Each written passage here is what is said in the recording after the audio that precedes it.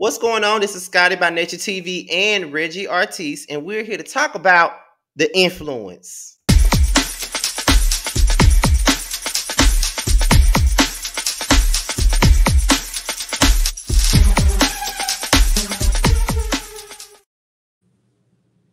Okay, and we're here to talk about some of your favorite people, three of your favorite people, to be honest. And I do feel like maybe two of these people are underrated in a sense when it comes down to their influence on the game. But we're here to discuss Brandy, Beyonce, and Aaliyah. These are three women who influence some of your favorite singers in some form of fashion. Okay, especially Brandy. Some people really act like Brandy don't have no influence in this game, but she really does. Okay, so I'm gonna let Reggie start this conversation off, and because he picked this one, so I'm gonna let him explain why he wanted to discuss this and what does he think about these three women individually, and that's before we get into the meat and the potatoes of the conversation. So go ahead, Reggie. Well, I felt like these three was perfect for the influence, in us having conversations when we first decided that we was going to do this. We was mentioning all types of influential people that we could do it on. And um the thing that I will need people to understand as they watch any of the videos for the influence or watch us at any point doing this is that you don't have to like a person or be a fan of them for them to be influential, or for them to have impact, because no single person's opinion really matters that much. But um when it come down to the three of them, I guess I can start with, I'll just say this, put it in a nutshell. When it come down to R&B in today's time, you don't see nobody, with the exception, well, not even with the exception, even Jasmine Sullivan falls into the category of being influenced by one of these young ladies or by one of these women. And basically, I feel like they make the music like Beyonce, excuse me, they make the music like Aaliyah, they sing like Brandy, and when they get on stage, they want to look like Beyonce and do it all. Mm. And that is the bulk of the entertainment industry that's out right now, as far as female singers is concerned and R&B is concerned, period. All of them have sold their millions of records. They have made their stamp. And after 20 years of being in the game, their names are still in conversations, from artists on down to debates. People still bring up the three of them. And Brandy is, I'm going to start with her, a huge influence vocally. Everybody wants to do runs like Brandy and That's true. trip the scale like Brandy and do everything that she does with her voice, with how rich her tone is. I'm not the hugest Brandy fan, but I think that it would be delusional for you to say that she didn't influence any of the girls in the game. All of these girls, including Beyonce, will get in an interview and tell you how influenced they were with Brandy growing up. Not to mention, she did it for the culture, okay? She put brown girls on the map with the braids and let it be okay for us to be authentically black in the mainstream world. So for that alone, Brandy deserves her flowers. She made black girls be proud to be black. She had a Barbie. You know what I'm saying? These were all things that spawned off of the music. Even to Moesha, she's done so much for the culture musically, as a black woman, and just in general, that she's often replicated but never duplicated. And so, or often imitated but never duplicated. So, with that being said, you can hear Jasmine Sullivan and India Arie. I remember I watched this video with India Arie, and she did nothing but sing Brandy's praises. And before I was able to not be biased and take myself out of the situation, like, well, first of all, I've always felt like Brandy could sing. But then once I heard the vocal Bible title, it kind of threw me off a little bit, because when you hear something or a phrase like that, you automatically think powerhouse vocalist. You think Whitney Houston, Jennifer Hudson, those types of people. So once I took my biasness out of it and really sat back and looked at how you have people from Beyonce, Kelly Rowland, Summer Walker, all of these girls, Jasmine Sullivan, India Arie, saying how influenced they are and how inspired and how they listen. These girls will tell you that they will sit and listen and study her runs and her vocal capabilities to try to do it too. That is So true. Not to cut you off. That is true because I remember Lil Mo saying that an album by Brandy that is very essential to her is Full Moon. She said that she would listen to Full Moon before her shows. She would listen to Full Moon before she do her album. She would listen to Full Moon. That was one of her favorite albums, probably her most favorite Brandy album there is. So yes, that is mine very too. true. I had to. It ain't mine, but however, I had to stop you there and agree with you on that because Lil Mo for a fact has been one person that I know for a fact that said that they listened to her for inspiration vocally. You can go ahead and continue. I had to add my 2 cents on that. No, please do. So, that's how I feel about Brandy. She is a pillar in our community. And that's as a vocalist, as an actress, and just as a talent all the way around. Um, Beyonce is really so self-explanatory. Like, we know when it come down to it, that's what everybody is mentioning and bringing up. Every artist, any reality show that you ever watch where the girls was trying to get their career back on track, or the girls was having a baby and they was trying to go on tour, it's Beyonce does it. Beyonce does this. Beyonce. You know what I'm saying? And now you can't even go to a concert for any female R&B singer that's not from back in the day, that's not wearing a leotard. That's true. All of the girls is wearing leotards. They all want to be able to dance up and down the stage and sing just as equally well, the same way. The influence is there. You can see it in the music videos, you can see it in the costumes, and even in the music. Because I like to say that Beyonce, she put me in the mind of Celine Dion. Very strong vocals for what her vocal capabilities are, but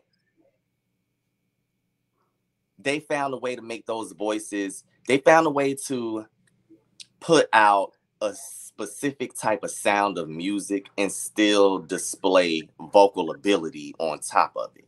Mm-hmm. A lot of people wouldn't know how to extend their vocals on certain tracks like Beyonce would have.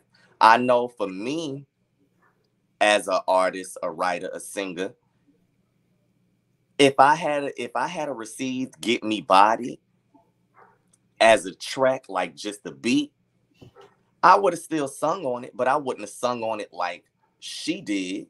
Not cater to you in the background. Go ahead. Of course, we used to run that down, y'all. Dance moves and all. But at any rate, You did not um, have to tell them that, like at all. You could have just kept that to yourself. You did not have to tell them that. But go ahead, child. uh-oh, my baby fell. At any rate, I'll pick him up later, y'all. He used to it. At any rate, I noticed that she does that a lot with her music. And then when you hear some of these girls coming out now, They want to push out they want to sing on up-tempo songs like it's a ballad. Right. Beyonce is really the only person in the game that I know that does that in current today time. Mm-hmm. And also the way she stacked her vocals. Um, First of all, that's one thing that you can tell that even Beyonce was influenced by Brandy with is the stacking of the vocals. Because that was really, I mean, stacking vocals is pretty much basic level. But when you really have a musical ear, you can use your voice as an instrument to stack those vocals and make it project a different sound. And I hear a lot of the girls now trying to emulate that sound but make it their own to a degree. Mm-hmm. But when it come down to it, we all know what the influence is with Beyonce. She got that shit out the mud, did her thing. You know, she doesn't have to be your favorite artist, or you don't have to like her vocal abilities. You don't have to like her music to give credit where credit is due. And I think that's a problem that a lot of people have when they don't like something. They don't know how to give it the just due that it deserves because it's not for them. Um, True. Nonetheless, Beyonce, as a black female artist, has gone above and beyond what we're used to seeing. You get what I'm saying? Yeah. I don't think that we had a female that influential and that big since Whitney Houston. And I know that people are going to be like, oh, she's no Whitney. I never said she was a Whitney. I never said that she could sing as good as we're not talking about talent. We're talking about the place. And I feel like we haven't seen that since Whitney. We haven't seen anybody that was undeniable. When you hear Beyonce inside of a category and your fave is in that same category, you nervous about that because you almost certain that your fave might not take that home. And it was the same way with Whitney. You knew if Whitney was nominated that you wasn't getting that award. So, my bad. No, go ahead. I just was going to say it's the same thing, and I feel like she hold that same type of weight for the up and coming generation.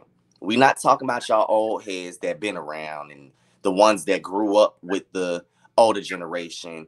She's not for y'all to look up to. First of all, most of us is too old, or not even too old. Most of us are too close in age with her for her to even look up. So, or for anybody else to look up to them. So, like, I just feel like when it come down to it, her place is solidified. It speaks for itself, and we know what it is. Now, Aaliyah, I feel like that's also self-explanatory. She passed away how many years ago, and she's still a part of how many conversations? You're not going to go on your timeline. I can say you can't make it a week on social media without seeing something Aaliyah related. Whether it's a debate about her and versus Beyonce, or her vocals, or what she would still be doing if she was still alive, Aaliyah came with a sound that nobody else had. Um, she really, what she did with Missy and Timbaland, she birthed a whole nation. There's no song that any of these R&B girls is singing right now that I can't see Aaliyah not doing. Like, I can see her doing music that SZA has done. I can see her doing music that Summer Walker has done. I can see Ella May, Sound her better if doing she did it too. who? I said it'll sound better if she did it too, but I digress. Even the Ella Mays and you know people like that. You hear the influence, and we not even gonna get started. I love me some Ashanti, but we know who had influenced her. Sierra. Sierra, most definitely. Um, so many girls. It's like I feel like it would be delusional to say that Aaliyah doesn't have any influence when the whole R&B game is using her sound to date. Seven Streeter. The She's a, list can go on. she's a bit of a she gives a bit of Brandy and Aaliyah all at the same time to me. I can see that because Seven can really sing. Yeah. And that was another thing as well. People didn't want to give Aaliyah her vocal credit, which is understandable. Brandy didn't get the vocal credit that she deserved back in the 90s either, or in the early thousands. I don't think it was until Full Moon where people really started giving Brandy her vocal props. That is where it started. That's when this whole vocal Bible thing started with the Full Moon album. That's exactly when it started. Full And Moon. so, it took for that album for people to see that she had it. But Aaliyah had an amazing voice and she could definitely sing. Her tone was definitely rich. And people get it confused because of the falsetto, but she had a very strong voice. Whitney didn't mentor her for no reason. I think the reason why am I sounding like Tammy Roman? The reason why I'm not don't ask me why I did that. Anyway, I think the reason why people think that, well, they doubt Aaliyah's vocal abilities, of course, because she uses the falsetto a lot. Well, she used the falsetto a lot. But she didn't record songs that gave her the room to stretch vocally. She didn't record many songs. Let me just say that, because there are some songs that she recorded that gave her the leg room to stretch vocally, like the I Care For You. That's one of her best vocals I've ever heard. Journey to the Past is another one of her best vocals I've ever heard. The One I Gave My Heart To is one of her best vocals I've ever heard. I And want to say that that's her best probably vocal. her best vocal performance ever. And I know you don't like this song, and I know you don't like to go back to this album, but Street Thing off of AJ Number the Number is one of her best too. I know you don't like to say that. I know you don't even like to even accept the fact that that album even exists, but bitch, it exists, and you're gonna have to deal with it. So at the end of the day, yes, that's one of her best too. Aaliyah only had 3 albums, which was One in a Million, Nah, we not even the finna do that. self-titled, We and the not I even finna. Care For You. We're not even finna do that. We not, because you gonna sit and try to downplay AJ Number the Number And for no, let me tell greatest you, hits album. Get the hell out of here, child. You don't At want to Your Best was claim it. You don't want good. to claim it because R. Kelly had something to do with it. That's why you don't Who? want to claim it. See, child, go ahead, child. Go ahead. Go ahead, child. Okay. Go That ahead, name child. doesn't fit in my vocabulary. Child, if you don't go on and say what you got to say, child, we'll talk about these hoes separately. Yeah, go ahead and smile and show your new teeth. Been showing them. What did he say? They're done. They're done. They're done. They're done. They're done. Now, bitch can't say shit about them. They're done. They're done. They're done. They're done. Okay, they're done. It was the neck lean for me. But yeah, not Brandy, Aaliyah, she don't get the props that she deserved either. And even though I just gave Beyonce her praise, it's a lot of y'all Beyonce fans. I don't know why y'all so pressed, but it's obvious that Aaliyah is definitely a talent, definitely was a force to be reckoned with, because again, 20 years after death, still a topic of discussion and still being compared to your fave. So that speaks volumes. Can we start? I wish Jasmine was here for this conversation, but can we start by saying I hate this whole Aaliyah and Beyonce comparison. I detest this whole comparison. I don't know why people compare them I to don't each other. even know why Why? it even exists. Like, why? Like, Aaliyah and Beyonce were nothing alike to me. They did two different types of music.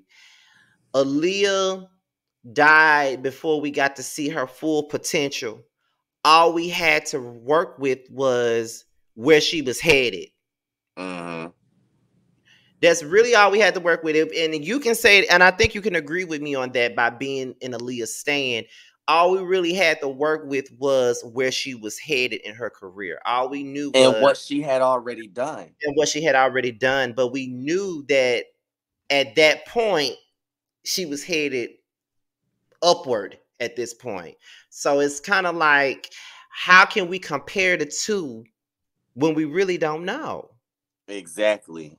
And at the time, I think because Love on top. Go ahead. that come from the haters.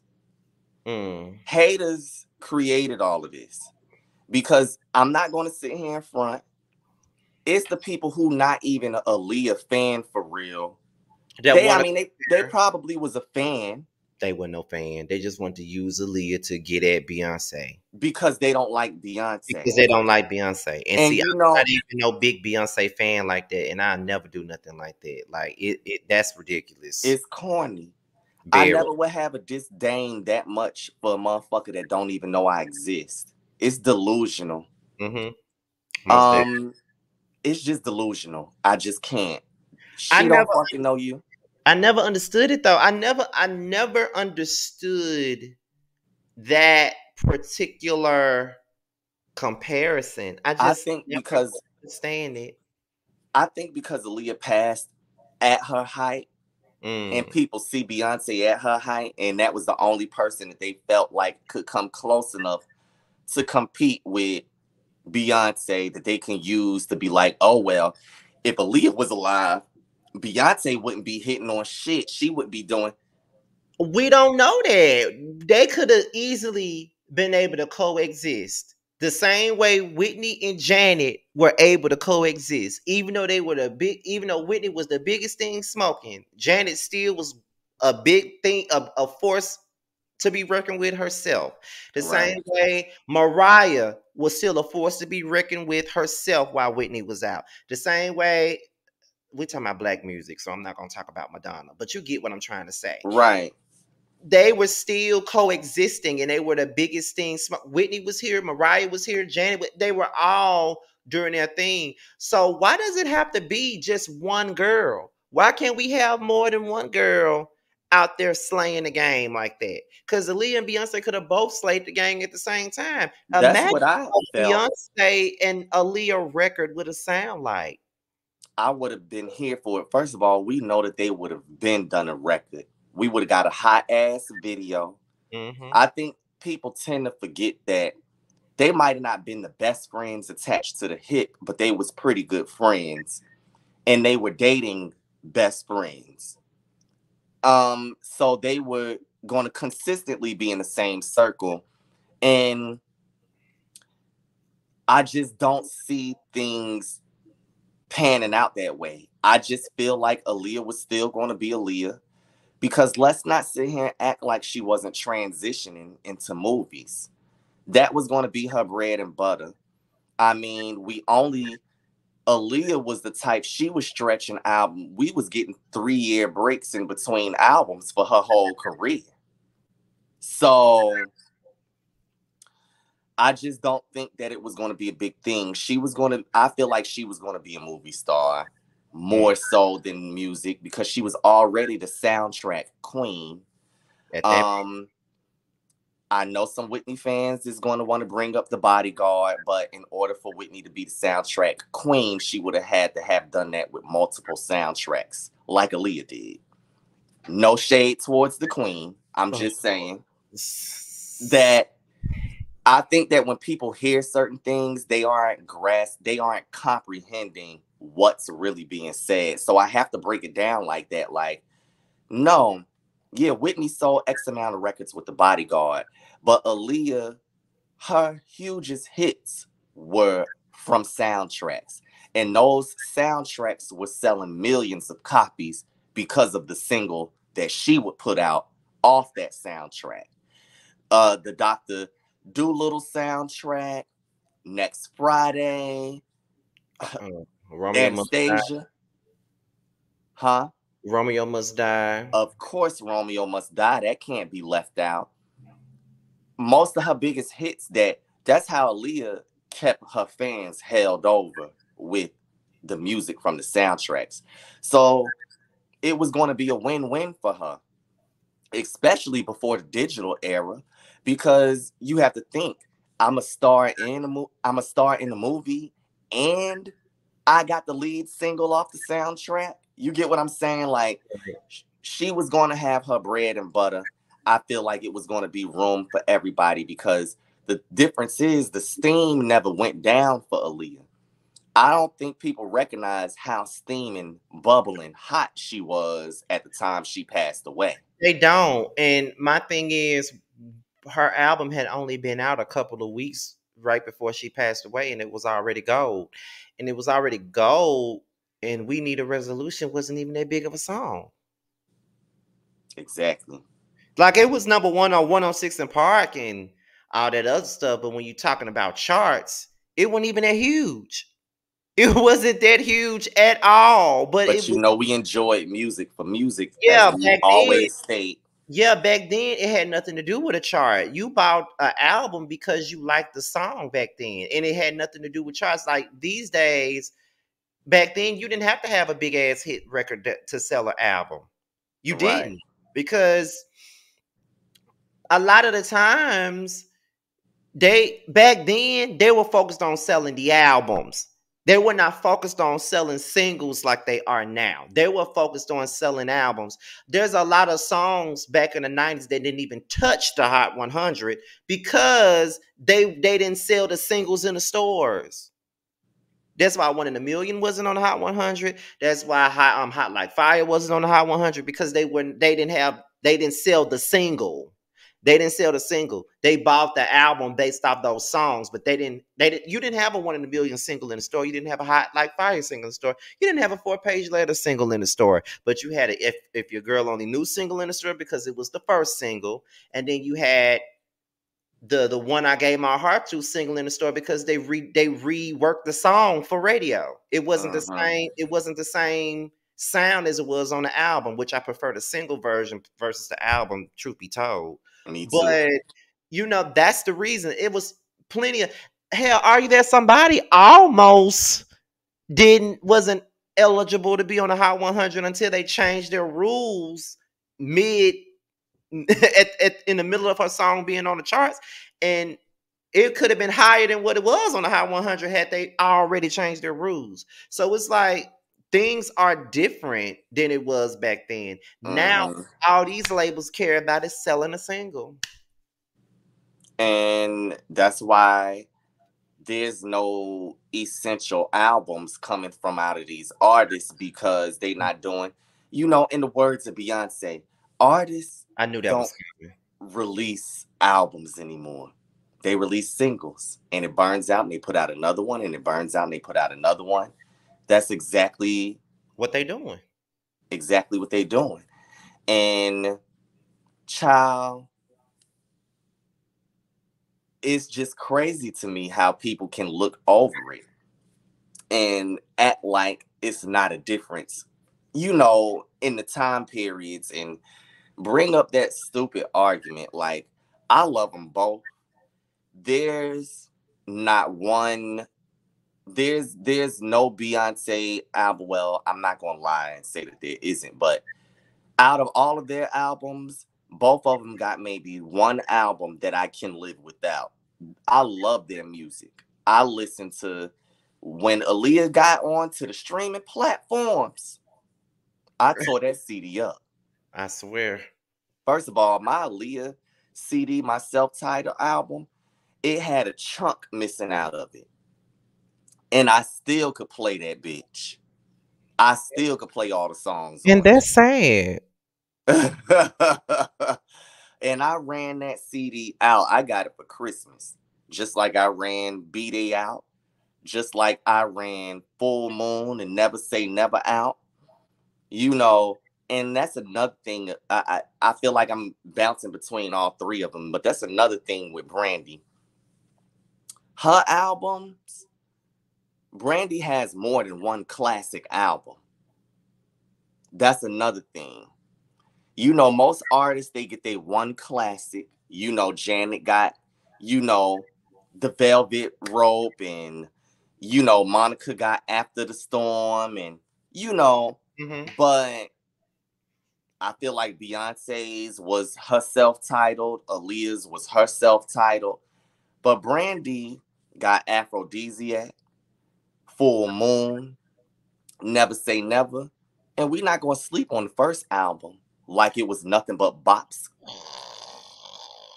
But it was all bops, Scotty. No, it wasn't. I did not like that album. I hated it. It was terrible. Her worst one. Hate it. It wasn't a classic, I will say that. But at the same point in time, I feel like other artists compared to Brandy have much more mediocre albums compared to what she's released in the past. Now, Human, I wasn't really here for that. Jamar would not like this if he heard you say that. He I always love you says so much, he Jamar. says justice for human. He says justice for human. Justice for my ears. Oh my God! Don't you do that. Brandy wasn't even pleased with that album, and I think we all saw that when she went in on Brian about the album, and how she went in about how she felt like all of that was just some leftover ass shit. So she wasn't even here for the album. She didn't even care for the album. No, she didn't. And that also speaks volumes. It has some good songs on there. The singles. I love Long Distance. And her fans hate that song. I don't know why she sung her motherfucking ass off. They think it's a basic ballad. You know how they can be. We supposed to be uplifting these ladies, so I'm not going to go there. But y'all just need to be glad that y'all got some material. So, with that being said, we're going to talk about each of these women in their catalogs alone. So we're going to start it off with the person who really started this, Aaliyah. Okay. So Aaliyah has 3 studio albums, regardless of what Reggie say. She got 3 studio albums. AJ Nothing But a Number, One in a Million, and self-titled. And she has a 4th album, I Care For You, that has some of her biggest records and some unreleased songs on it. She has soundtrack singles with Try Again, Come Back in One Piece, Are You That Somebody, Journey to the Past, and I Don't Wanna, I think. Yeah, that was one. I think that's it though. Is that it? I think it is. Yeah. I mean, she had some other stuff. She did Turn the Page for the Music of the Heart soundtrack. Oh yeah, Turn the Page. She did Death of a Player with her brother. She did The Thing I Like on a Low Down Dirty Shame soundtrack. Another and her features. Oh yeah, You Won't See Me Tonight was one. Yeah. Why did you know I was gonna bring that up? I mean, a lot of the times we be thinking the same thing. But That's my song. Up Jumps the Boogie is another. She did a song with Junior Mafia. I forget the name of it though, but she did a song with Junior Mafia. I forgot. I remember that. That wasn't really one of my faves. That's why we don't remember it. Let's see. She did. I know this wasn't a single, but we can't forget about her duet with Missy Elliott, Best Friend. That's one of my favorites. Not. One of my favorites from them, Best Friend. But yeah, so we're gonna get into. Okay, first of all, we're gonna start off with what is our favorite Aaliyah album first. What's our favorite? What's your I think we probably I go back and forth with mine, but what's your favorite Aaliyah album? My favorite Aaliyah album, of course, is the self-titled.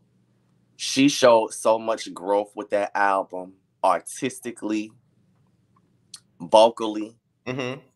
She really had a vision with that CD. Mm-hmm. And she told real stories. You know what I'm saying? She didn't just talk about on that album, oh, I'm so hurt, or oh, I'm going through it in this relationship. She went in detail. Right. Now, I don't know if some of those things Actually was happened to her. right, but I'm a firm believer in you experiencing things through other people. And just listening to the context of the words and some of the songs on that album, I don't doubt that she didn't have those experiences, especially due to certain past situations that I won't even delve into, but um it was just a bomb ass album. Everything from the production, the writing, the artistic direction she went in, and how she, because I feel like that was, all of the females, they have that album like I'm grown now type of album. They You all know, right. And I feel like she did hers different. Most of the time, when Christina Aguilera popped out with hers when she did the Dirty album, it was highly sexualized, which a lot of the times when the females do that, I'm grown now. they sexualize themselves. Right. And But she mainly didn't like what Britney Spears did with her self-titled album. She became more raunchy. at the tender age of, never mind. So uh I feel like, first of all, that album is R&B gold. You can't talk about R&B or say the phrase or name R&B without that album, that red CD popping up in your head. Mm-hmm. And um first of all, out of all of her albums, that's the only one that you could play all the way through from front to back. I don't know, because I can play One in a Million all the way through. I mean, I could play majority of it all the way through, with the exception of a few songs. Okay, so what do you skip? I think I have a feeling of what you may skip. Because I haven't listened to that CD in so long. List some songs for me. I'm gonna list the ones that I think you would skip. How about that? And then you can correct me if I'm wrong. Okay. Um, Ladies in the House. It's a definite no. um, I knew you was gonna skip that one. Everything's gonna be all right. Oh no, no. I You like fucked with that that one? one. Okay, you like that one. Gotta Give It Up with Slick Rick. That was my shit too. Oh, damn. Okay, you think you know somebody? Um, Giving You More. Wasn't here for it. Why you didn't like Giving You More? First of all, don't even get me started on the production. And let's leave it at that, okay? Because Aaliyah is my good sis, and that's all I had to say. I Got Your Back. Mm, it's a give or take. If it's just playing and I'm not right there by You my know, phone, you're not gonna rush to change it. You'll let yeah, it play. Never Giving Up. I like that one too. That's another one where she stretched herself out vocally. That She song. did. I just feel like she still wasn't comfortable enough with her vocals yet to do everything that she could have Mm-hmm. done. Like, I feel like if she did that song on the self-titled album, She would have blew it out of the water more than what she did. Okay. mhm, Heartbroken. I didn't like that one either. What? I don't, and let me tell you, a lot of people say that when that song did used to come up. I don't know. I think it was just one of them songs because it was like once I discovered that I wasn't feeling it, I never like went Listen to back. yeah. Yeah. I, I, I'm very disgusted right now because most people that I know that heard that album, that's one of their faves. But then again, knowing you, you don't really like what everybody else likes, so I understand that, child.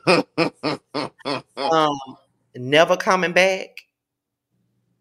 I like that. Okay.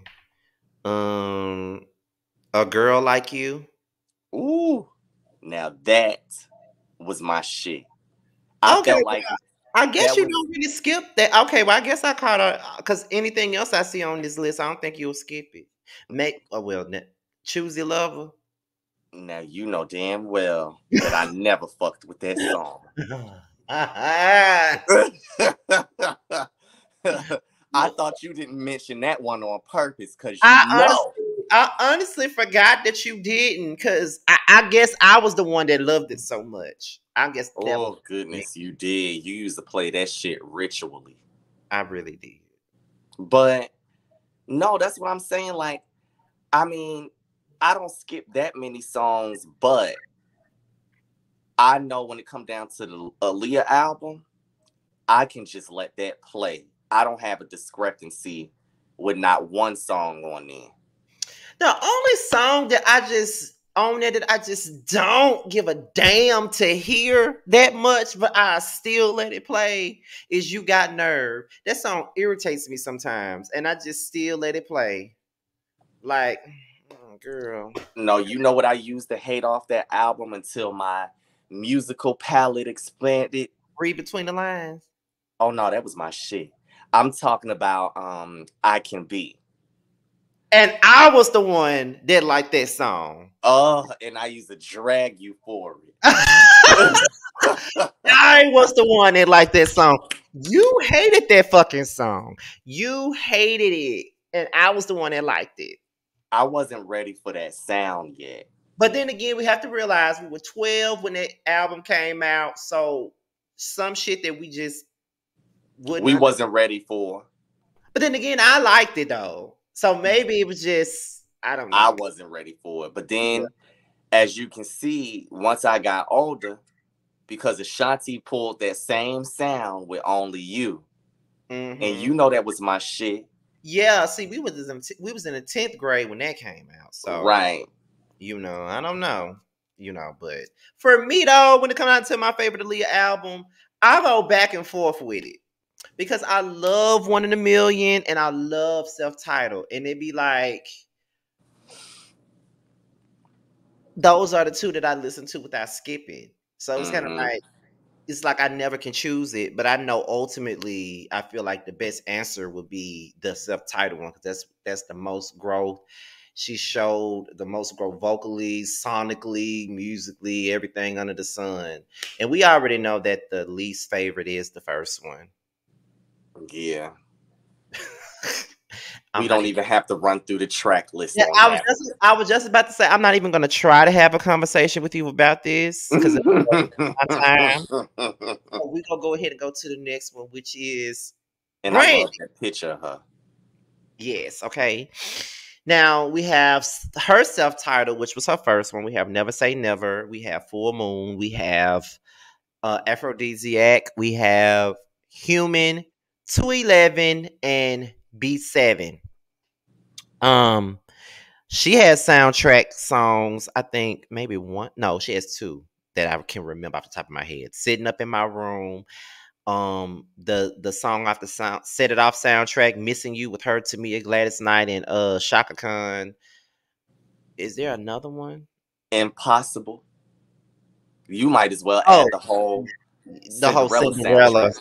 Yeah, yeah, pretty much. So when it comes down to Brandy, what is your favorite Brandy album? Mine is Aphrodisiac. But what is your favorite one? My favorite one. Now, see, this is where I battle. And I think they probably caught on to that already because it's between Never Say Never and Full Moon. Mm-hmm. But I'm going to just go ahead and go out on a limb and say Full Moon was my favorite Brandy album. It's nostalgic for me. I have memories tied to it. She sung her ass off on that CD. And There really isn't much else to say. I like Aphrodisiac because of the sounds, and I felt like I just connected more with Aphrodisiac than I did with Full Moon. Not, now, I do have some songs on Full Moon that I just absolutely love. Like, um, I love He Is. I love Come a Little Bit Closer. I love Love Wouldn't Count Me Out. I love Anybody. I thought the Full Moon um title track, What About Us? Oh, especially What About Us? Oh my God, that was my song. I used to You, love you some What About Us. I know you used to shit on me for liking it so much. I know. but you know what? It grew on me. It did. All y'all used to shit on me about that. See, I can't help that my musical taste was higher than you guys' was when we was 12 and 13 years old. And here even then. So that's not necessarily my fault that y'all convinced. Well, listen, that wasn't what we was used to. Okay, I was used to Brandy giving me them sultry bops. Mm. And that one was a little rugged. It was a little rough around the edges for me. I wasn't used to that from her. And then the video, and then back in the day, I used to hate for people to cuss in R&B music. Oh, that was my favorite part of the song. So she was cussing. I'm like, what is this? I don't need this bullshit. And I'm like, see, she trying to be hood. I'm not. Oh my God, not good. What's your least favorite Brandy album? And you know mine is the first one, so.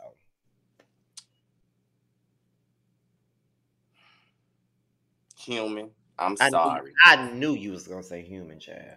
I will bump 211. But 211 wasn't really bad though. It wasn't.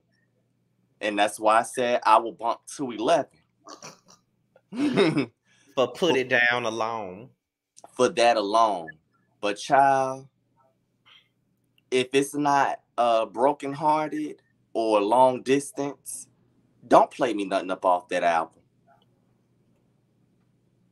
Oh my God. Okay, and last but not least, Beyonce. Now, we're not going to include no Destiny's Child albums. We're not. I know that's what girls like to do, but no. So she had Dangerous in Your Love, B-Day, I Am Sasha Fierce, horrible. What came after I Am Sasha Fierce? I think it was 4. The Wasn't it? it was 4, and then the 4, then self-title. Self-Title, and then Lemonade. Mm-hmm. Wasn't it her last one? Yeah, Lemonade was the last one.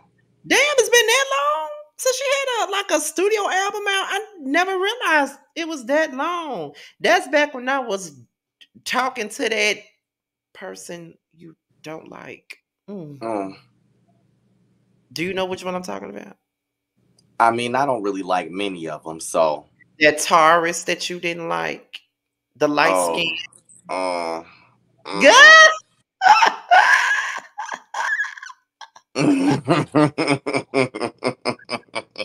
What is your favorite Beyonce album?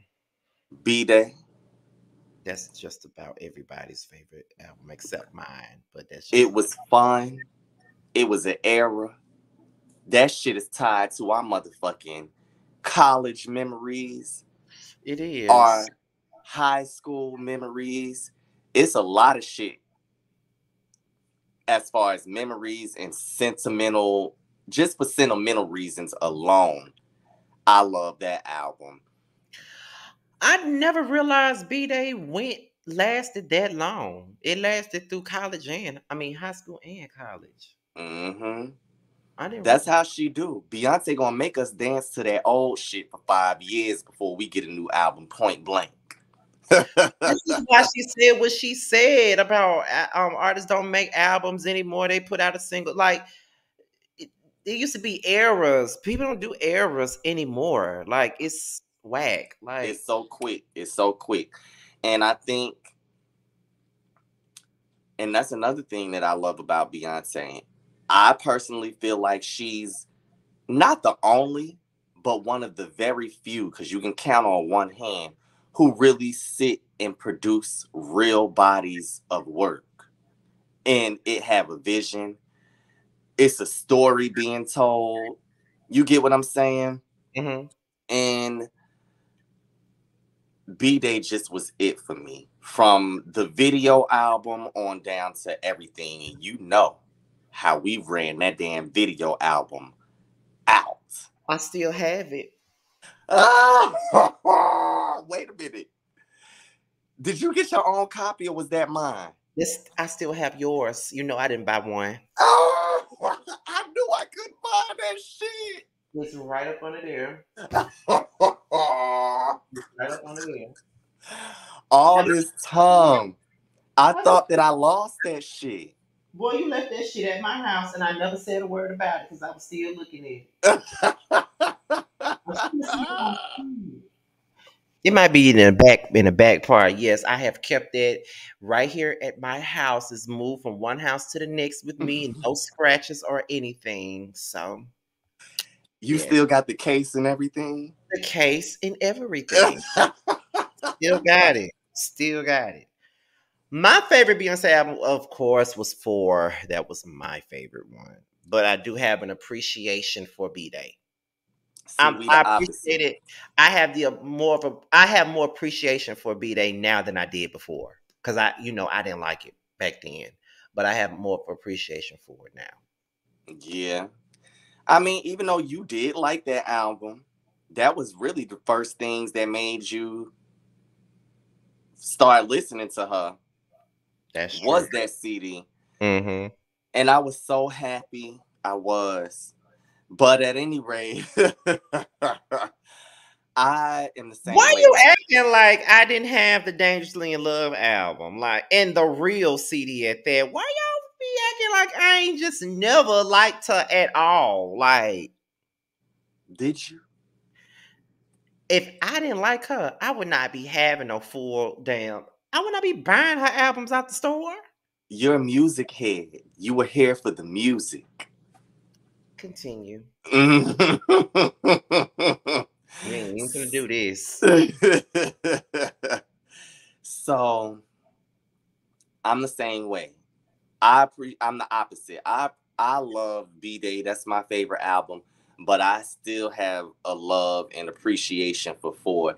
And all biasness aside, I've always said this: B Day is my favorite album, but Four was her best. I won't necessarily say her best. I feel like vocally that was her best album, and then the music was just great on top of it. So she really brought back '90s R&B with that album. Mm-hmm. And the girls, they not gonna want to give her that, but none of the other girls did a whole full album of ballads, and none of the other girls had the vocal capabilities that was out at that time to do an album like Four. So we didn't get an album like Four until Beyonce did it. Um, but I think constructive, as far as having a vision and the best constructed album when it came down to sound, singing, visual, all of it was the self-title. Mm-hmm. I can. Um, yeah, I think that was her most sound. Her last two albums actually is her most well put together albums, in my opinion. They just not my favorites because, as much as I love to hear Beyonce sing baritone, I need her to hit me with them high notes from time to time. And Lemonade, she didn't, child, she was comfortable. She recorded that album in her chair. I'm gonna be quiet. You wasn't here for Lemonade? I was not here for Lemonade. Everybody else acted like it was some Beethoven shit, and I just wasn't with it. I just But wasn't. I think it was more so about the story. Mm-hmm. even though Beyonce, that's the thing, she been telling us her business because all of her albums is about a relationship. I mean, That's she sung the hell out of Resentment for no reason. Or was it a reason? well, we know in She today's said, I've time that been this riding with you for 6 years. Who was she with for 6 years at that time? I'll wait. she Why had been telling us her business, but this why was they the be trying to say she wasn't talking about him in that song? She she was. definitely was. She Stop was talking. playing. First of all, she been talking about that man since she went solo in her music. They gonna stop. All of her albums is about him, their relationship, and it ain't nothing wrong with that. She's made a good coin off of her relationship. Which is That's true. the that's the gift that keeps on fucking giving. Some of y'all having relationships and y'all could never make that type of money off the bullshit y'all go through. Me included. Shit. I done went to bed with a broken heart and a broke pocket plenty of motherfucking nights. Not a broke pocket. Listen, it happens. But I feel like out of all her albums, you could see the growth with each one. Now, even though Sasha Fierce is my least favorite, Oh God. Do we have to even mention that album? Jesus. I Hate mean, it. but she did have some really good songs on that CD. Did she? She did. Outside of the singles, did she? She did because Smash Into You, That Hello, was your song. Scared of Lonely, That's the only one. which Solange wrote the fuck out of. Mm-hmm. That's why. Solange be writing. And I don't think that wasn't the only song that Solange wrote on that album. I don't think so either. But I just can't. And honestly, Dangerously in Love ain't even good to me no more. Oh no, it's still good to me. I I don't revisit that album like that. And for a long time, I used to rant and rave about it and say that was her best work, and it's not. Like it's pretty basic compared to everything else she's done to me now. I don't know why. Well, I mean, she was new, and Yeah, then the time period was different. All of that stuff got to be taken into account too. yeah. But I mean, it really was a solid album. Outside of the singles, I just don't like her solo version of Dangerously in Love. I just prefer the one that was on Survivor. I hate the one that's on Dangerously in Love. I hate it. Oh my God, I hate it. why you hated it? I just never. Them added pianos they added to it, the slight change up to the beat that I hate it. I can't. Hate it. I hate it. Like I hate it. I hate it. Hate it. Hate it. I hate it. Jesus. But yes. What would you? But here's the thing. Before we get up out of here, though, one thing I will say about Beyonce is these days she don't. She people drag her now because she doesn't really get a lot of number one hits anymore on the Hot 100. You know, Rihanna was the one getting them. But I feel like at this point, I don't feel like Beyonce cares about no damn Hot 100 records. The bitch got 3 children. She 40. Who She's cares? done everything. She's done everything you could possibly do. So it's like at this point, and this is coming from somebody that's not even a stan. Let me make that clear. Never been a stan. But my thing of it is, she don't have to make any more number one records. She's in the same boat as a Mary J. Blige right now. They don't have to make no more hit records if they don't fucking want to. They don't No, have to. everything Beyonce releases now can flop harder than a fish out of water, and it just won't matter. It won't.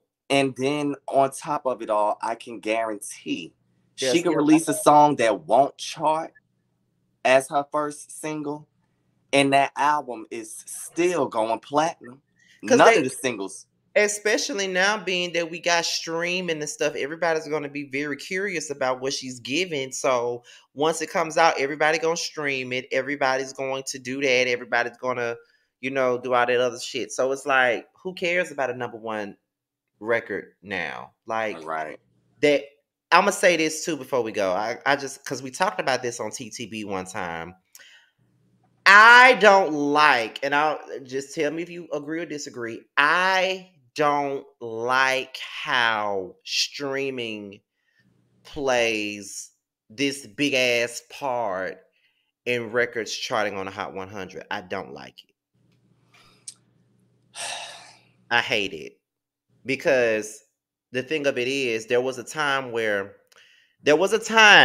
before 2005. That's when the rules changed. There was a time where it was 52% radio, 48% sales. Then after 2005, it switched up. It was 52% sales, 48% radio. Now it's like the radio don't matter.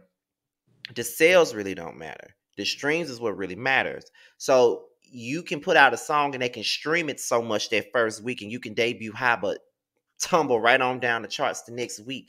That's why I hate that. I don't like that. I hate how streaming influences chart positions. I don't like it. I don't know. It's so artificial to me. I'm on the fence about it. I don't like how anybody can release a trash ass album and do the streams. They don't want quadruple platinum, and nobody has ever listened to the album a day after that.